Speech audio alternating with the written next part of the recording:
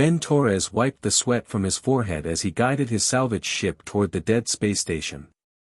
The metal structure floated silently in the darkness between human and Zephyrian space. His job was simple: clear out the debris, check for anything valuable, and move on to the next contract. Just another day at the office, Ben muttered to himself as he docked his ship to the station's main bay. Ben had been doing salvage work for 8 years now.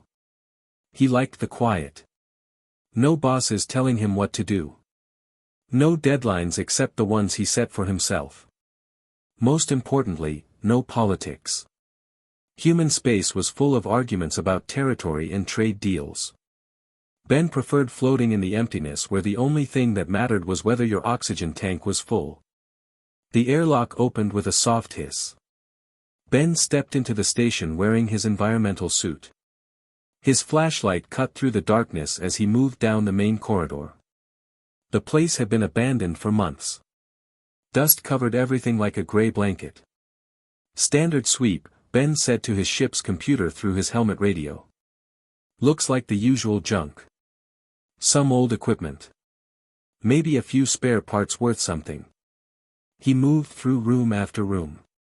Empty sleeping quarters. A kitchen with floating food packets. An observation deck with windows that looked out into space. Nothing special.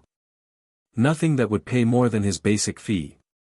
Ben was about to head back to his ship when he noticed something odd. One section of the corridor wall looked different. The metal panels didn't quite line up right. He ran his gloved hand along the surface until he found a hidden switch. The wall slid open. "Well, that's new," Ben said. Behind the false wall was a small room. In the center sat a single cryogenic pod. The display panel showed green lights. Active power. Someone was inside. Ben moved closer and wiped the frost from the pod's window. Inside lay a young female Zephyrian. Even in sleep, her insect-like features were clearly alien. Her skin had a pale green tint. Her eyes were closed, but Ben could see they would be large and multifaceted when open. 4 arms were folded across her chest. "Computer, scan this pod," Ben said. "Cryogenic unit is functioning normally. Subject appears healthy. Power reserves will last approximately 72 more hours." Ben stared at the sleeping alien. Zephyrians were not exactly enemies of humans, but they weren't friends either. The two species kept to their own territories. They traded sometimes, but mostly stayed apart. Finding one here, in neutral space, in a hidden room, this was definitely not normal. The smart thing would be to leave. Pretend he never saw anything. Finish his job and go home.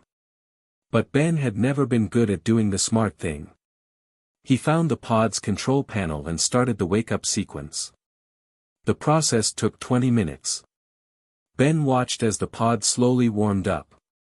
The green lights changed to yellow, then to blue. Finally, the lid opened with a soft click.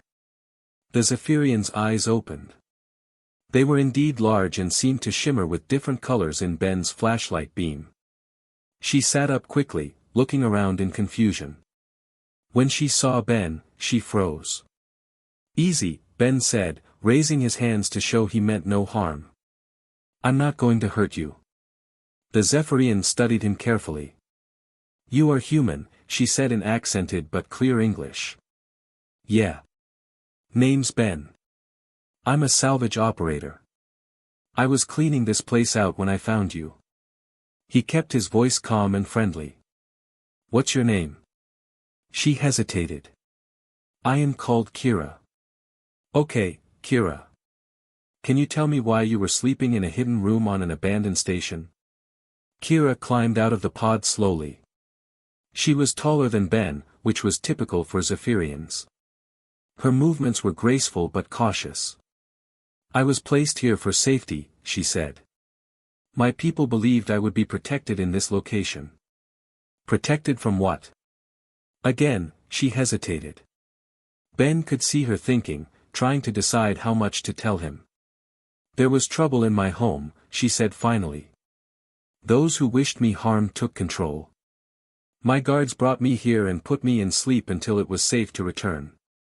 Ben nodded. He didn't need to know all the details to understand the basic situation. Someone important had enemies. Her people had hidden her away. Now she was awake and probably still in danger. How long have I been sleeping? Kira asked. Ben checked the pod's logs. According to this, about 6 months. Kira's face showed shock. In the dim light, Ben could see her alien features clearly now. Despite being non-human, her expressions were easy to read. Fear, confusion, and worry crossed her face like shadows. 6 months, she whispered. Then they must believe I am dead. Who? Everyone. My enemies. My allies. My people. She looked at Ben with those strange, shifting eyes. You have found a ghost, human Ben. Something in her voice made Ben's chest tight. She sounded lost. Alone. He had felt that way himself sometimes, floating in space with only his ship for company. Well, you don't look like a ghost to me, Ben said. You look like someone who's been sleeping for a long time. Are you hungry? The question seemed to surprise her. Hungry? Yeah. Food. When's the last time you ate something? Before the sleep. But why do you ask this? Ben shrugged. Because you've been asleep for 6 months. You're probably starving. I've got some ration bars on my ship. They're not fancy, but they'll fill your stomach. Kira stared at him like he had said something incredible. You offer me food? Sure. Why not? I am Zephyrian. You are human. We are not allies. So. You do not know who I am. You're Kira. You were hiding from people who wanted to hurt you. That's enough for me to know. Kira continued staring. In my world, no one offers aid without knowing the cost. No one gives without expecting to receive. Ben thought about that. Well, this isn't your world. This is space. Out here, the rules are simpler. If someone needs help and you can give it, you help. That's it. But what if I am your enemy? Are you planning to hurt me? No. Then you're not my enemy. Ben could see this conversation was overwhelming her. Whatever kind of society she came from, it was clearly very different from anything Ben knew. Look, he said. Let's start simple.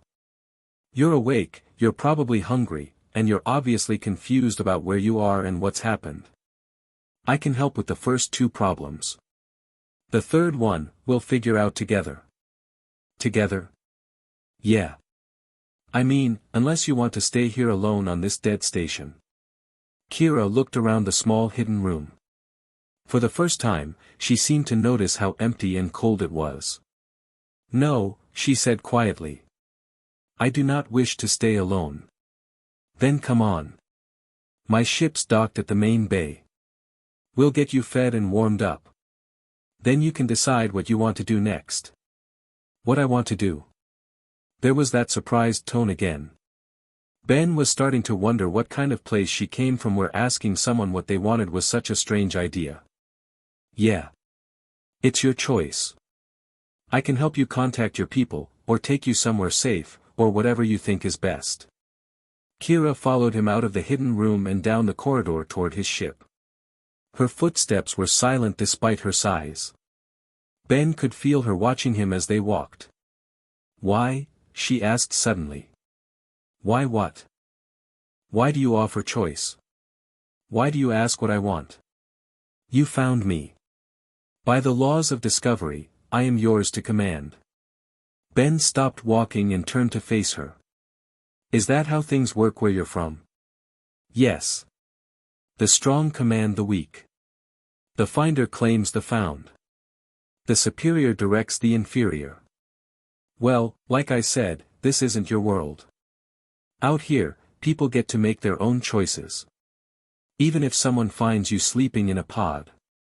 They reached Ben's ship. It was small but well maintained.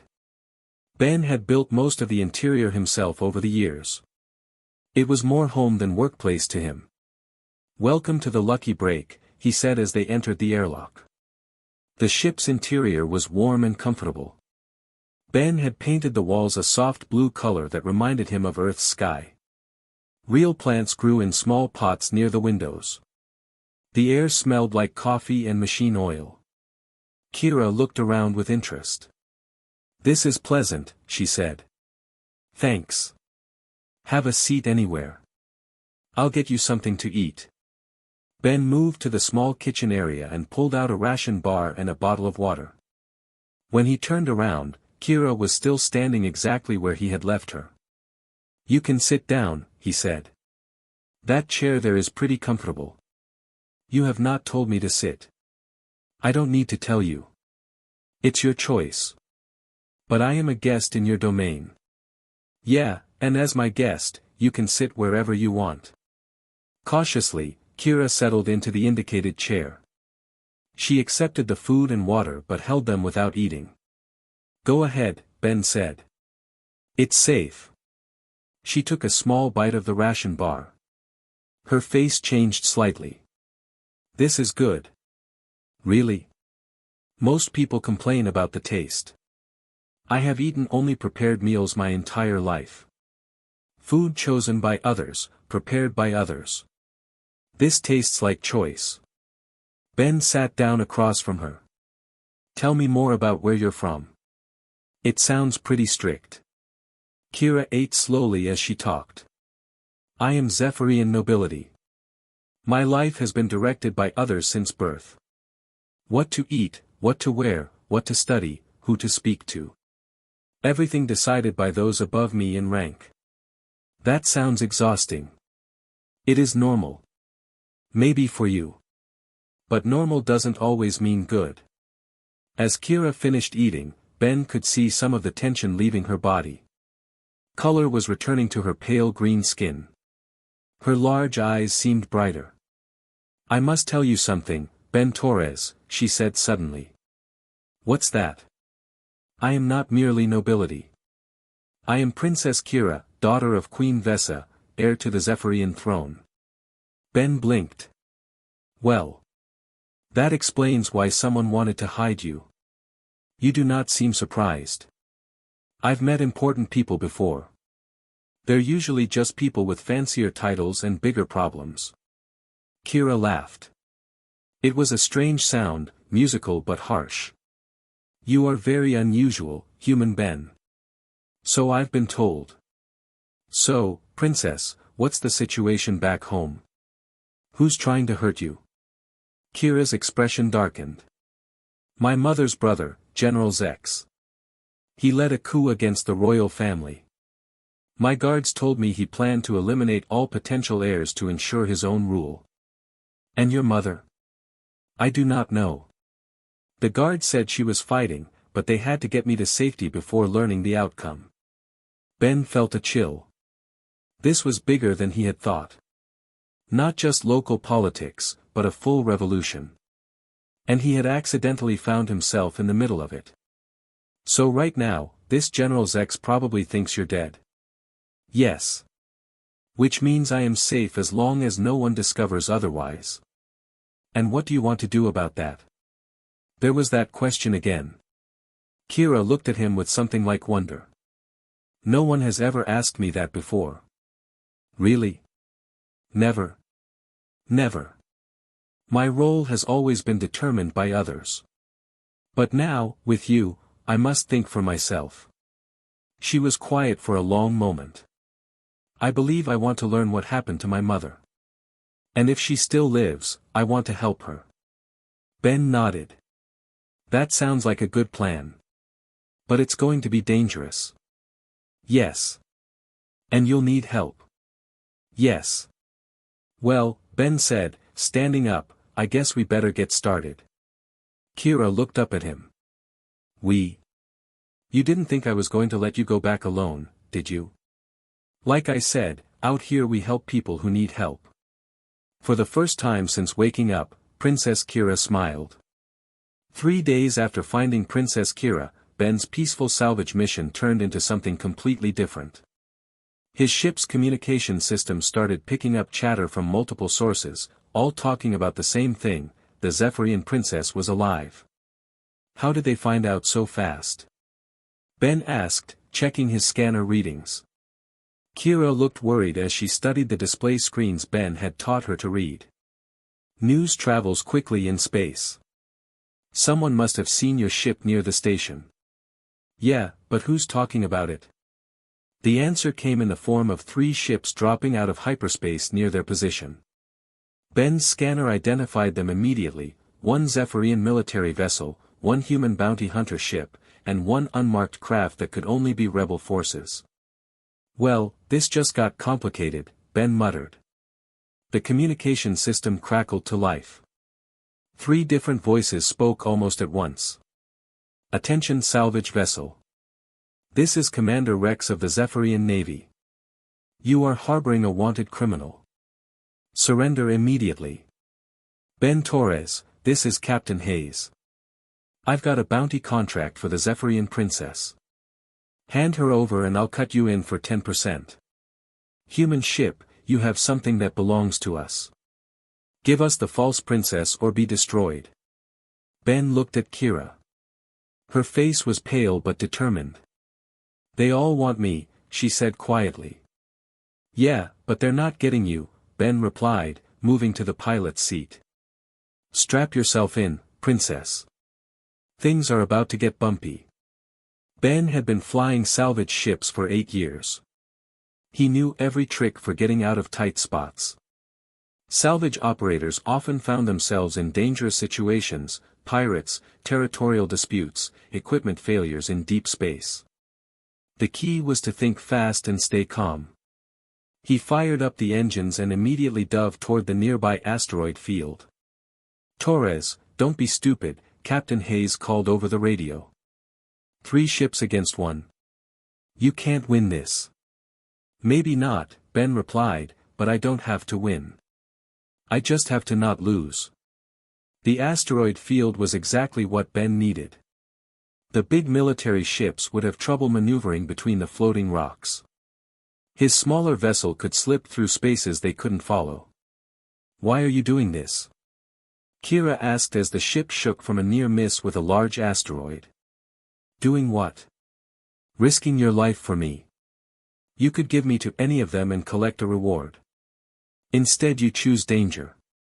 Ben guided the ship through a narrow gap between 2 tumbling asteroids. Because it's the right thing to do.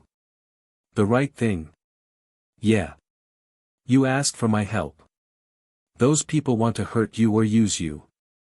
So I help you and stop them. It's pretty simple. Kira stared at him. In my world, people only help when they benefit. Your choice makes no logical sense. Logic isn't everything, princess. The 3 pursuing ships were having trouble following them through the asteroid field. The military vessel was too big and slow. The bounty hunter was being careful not to damage his ship. The rebels were aggressive but inexperienced in this kind of flying. Ben used their weaknesses against them. When the military ship tried to go around the field, he doubled back through a different section. When the bounty hunter attempted to follow his exact path, Ben led him into a dead end between 3 large rocks. When the rebels tried to cut him off, he used their aggression to trick them into nearly colliding with each other. How do you know to do these things? Kira asked, watching Ben work. Practice. And thinking differently than they expect. Thinking differently. Yeah. They're all following standard military tactics. Formation flying, coordinated attacks, predictable patterns. But out here, you can't always follow the rules. Sometimes you have to make up new ones. Ben demonstrated by suddenly cutting power to his engines and letting the ship drift behind a large asteroid. The 3 pursuing vessels flew past their hiding spot, searching for them in the wrong direction. That was not a standard evasion technique, Kira observed. Nope. I made it up just now. You can do that. Just create new methods. Sure. Why not? If the old ways don't work, try something new. This seemed to fascinate Kira. In her structured society, there were established procedures for everything. The idea of improvising on the spot was completely foreign to her. They waited in silence behind the asteroid until the three ships moved further away. Then Ben quietly restarted the engines and headed in a completely different direction. Where are we going? Kira asked. Away from here. We need time to think and plan. But escaping the asteroid field didn't end their problems. Over the next few days, more ships appeared. Word had spread through both human and Zephyrian space that Princess Kira was alive. Bounty hunters wanted the reward money. Military forces wanted to capture an important political figure. Rebel agents wanted to eliminate a threat to their new government. Ben found himself constantly running, hiding, and fighting. His small ship wasn't built for combat, but he used every trick he knew to stay ahead of their pursuers. During one particularly intense chase, 3 bounty hunter ships cornered them near a trading station. Ben could have escaped alone, but there were civilian ships in the area that might get caught in the crossfire. Ben, we must leave immediately, Kira urged. Those ships will be destroyed if the fighting reaches them. That's exactly why we're not leaving, Ben replied. Instead of running, Ben positioned his ship between the bounty hunters and the civilian vessels. He used his communication system to warn the traders about the danger and helped coordinate their evacuation. Are you insane? Captain Hayes called over the radio. You're protecting people who mean nothing to you. They mean something to me, Ben replied. They're innocent people trying to make a living. That's enough. Ben held the bounty hunters off until the last civilian ship reached safety. Only then did he retreat, leading the pursuit away from the trading station. Kira watched all of this with growing amazement. You risked our escape to save strangers, she said when they finally lost their pursuers. Yeah. But they were not your people. They were not your responsibility. Doesn't matter. In Zephyrian society, we protect our own caste, our own family, our own interests. We do not endanger ourselves for outsiders. Ben thought about that as he checked their ship's systems for damage. Maybe that's why your society has so many problems, he said finally. What do you mean? Well, if everyone only cares about their own group, who looks out for everyone else? Who protects the people who don't belong to any powerful group? Kira was quiet for a long time. Ben could almost see her thinking, processing ideas that challenged everything she had been taught. Humans do this? She asked. Protect those weaker than themselves, even at personal cost. Some do. The good ones do. And you believe this is correct? I believe it's necessary. If the strong don't protect the weak, then who will? Over the following days, Kira witnessed Ben's philosophy in action repeatedly. When they stopped at a remote station for supplies, Ben helped repair another ship whose crew couldn't afford professional mechanics. When they encountered a distress signal from a damaged freighter, Ben insisted on assisting despite the risk of detection by their pursuers. Each time, Kira asked why. Each time, Ben's answer was simple, because he could help, so he should help. This concept of unconditional assistance was revolutionary to Kira. In her hierarchical society, help came with expectations, obligations, and debts. But Ben seemed to help people simply because they needed help. Your species is very strange, she told him one evening as they hid in the shadow of a dead moon. How so? You make choices based on emotion rather than logic. You help people who cannot repay you. You risk your own safety for abstract concepts like doing the right thing. Ben smiled. And what do you think about that? I think, Kira said slowly, that it is the most beautiful thing I have ever seen. Their conversation was interrupted by an emergency signal from the planet below. A small research outpost was under attack by unknown vessels. The message was desperate, they had no weapons, no defenses, and no way to escape. We should avoid this, Kira said, though her voice lacked conviction. Any response will reveal our location to our pursuers. Ben looked at the display showing the research station's plea for help. Then he looked at Kira. What do you think we should do? He asked. It was the first time he had asked for her opinion on something this important. Kira realized he was not just testing her, but genuinely asking what she believed was right. She thought about everything she had seen over the past week. Ben risking his life for her, a stranger. Ben protecting civilian ships from bounty hunters. Ben helping people who could offer him nothing in return. We helped them, she said firmly. Ben smiled. Good answer. As they descended toward the planet to assist the research station, Kira felt something changing inside herself.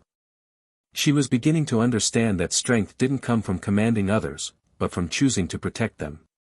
Leadership wasn't about demanding obedience, but about taking responsibility for those who couldn't protect themselves.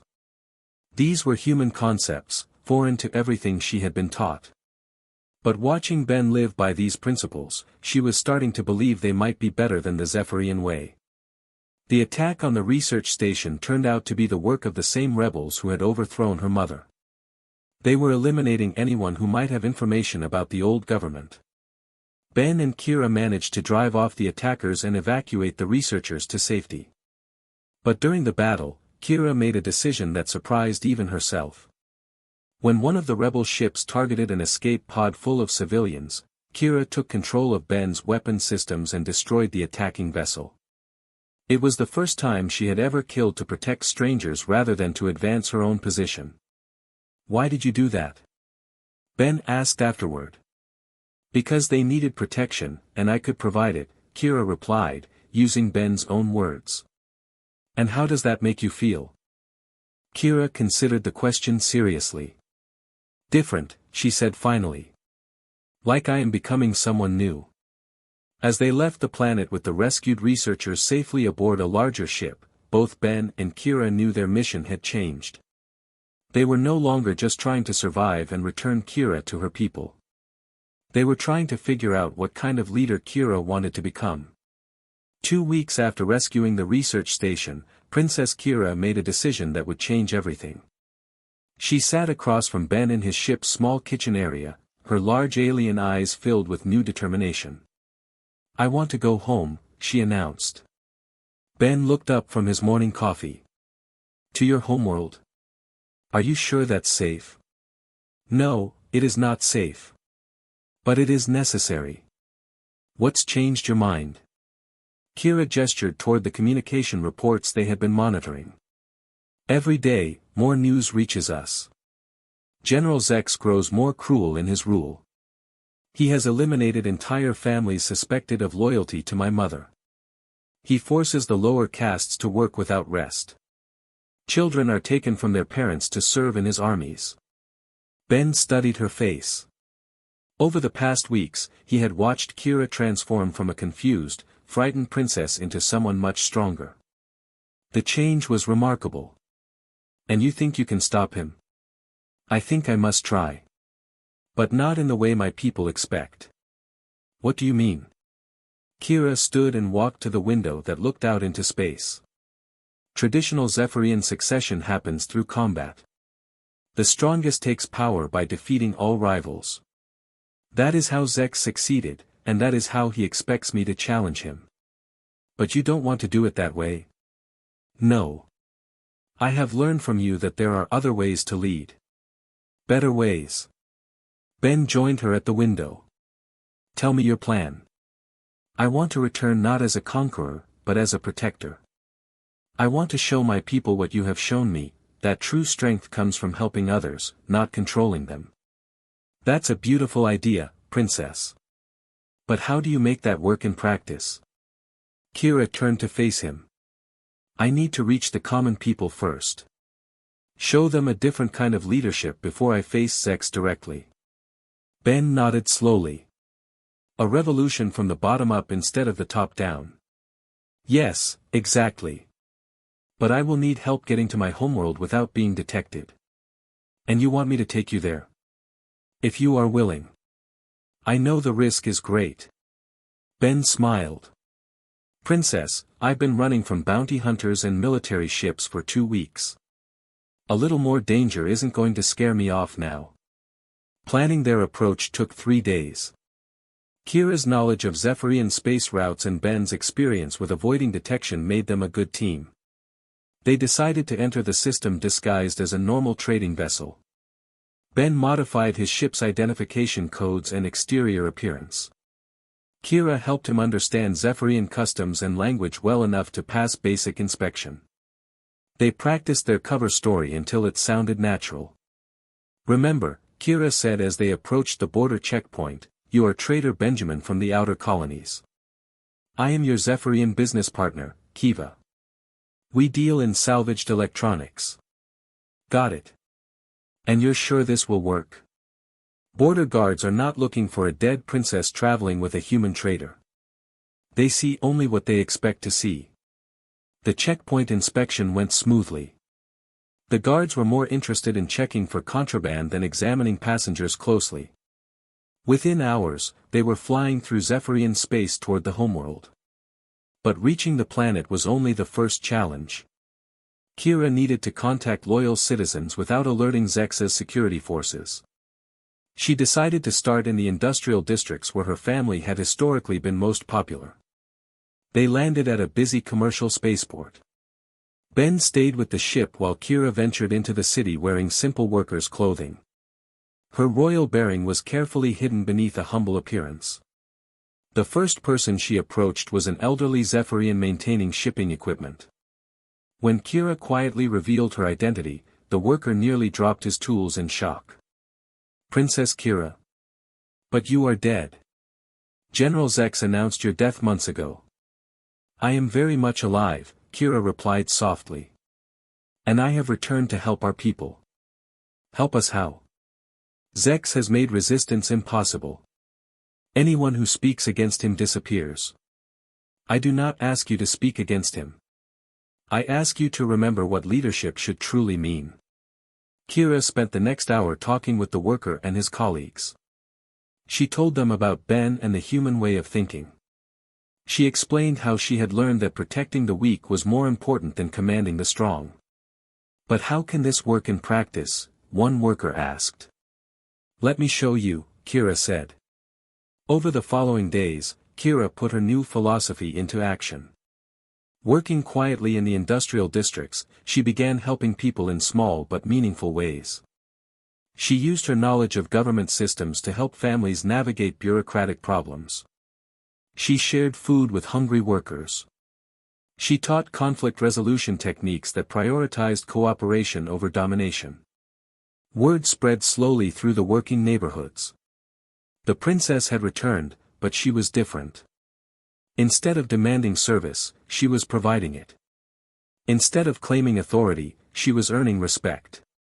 Ben monitored communications from the ship, watching for signs that their presence had been detected. So far, the security forces seemed unaware that Kira was on the planet. How's it going out there? He asked when she returned one evening. Better than I hoped. People are responding to kindness in ways I never expected. What do you mean? In the old system, citizens obeyed because they feared punishment. But when you help them solve their problems, they want to help you in return. It creates a different kind of loyalty. Yeah, that's how trust works. Kira sat down across from him. Ben, I need to ask you something important. What's that? When I finally face General Zex, will you stand with me? Ben didn't hesitate. Of course. Even though I am not human. Even though this is not your fight. Princess, you became my friend the day I found you in that pod. Friends help each other. That's how it works. Tears formed in Kira's large eyes. Your friendship has taught me more about leadership than all my royal training. The confrontation with General Zex came sooner than expected. After a week of quiet organizing in the worker districts, Kira's activities finally attracted attention. Security forces surrounded the building where she was meeting with local leaders. But instead of arresting her immediately, the guards seemed uncertain. Many of them recognized her, and news of her different approach to leadership had reached even the military ranks. Princess Kira, the squad leader said formally, General Zex demands your immediate surrender. I will come with you, Kira replied calmly. But first, I want to speak to your soldiers. This request confused the guards. It was not standard protocol. You are ordered to arrest me, Kira continued, but I ask you to remember your oath. You swore to protect the Zephyrian people. Look around you. Are these people your enemies? The guards looked at the workers and families gathered in the room. These were ordinary citizens, not rebels or criminals. General Zex rules through fear, Kira said. I offer a different path. Leadership through service. Protection of all citizens, not just the powerful ones. That is not the Zephyrian way, one guard replied. Perhaps it is time for a new Zephyrian way. The confrontation was interrupted by Ben's arrival. He had been monitoring security communications and realized Kira was in danger. Instead of running, he chose to help. Sorry I'm late, he said, entering the building with his hands raised to show he meant no threat.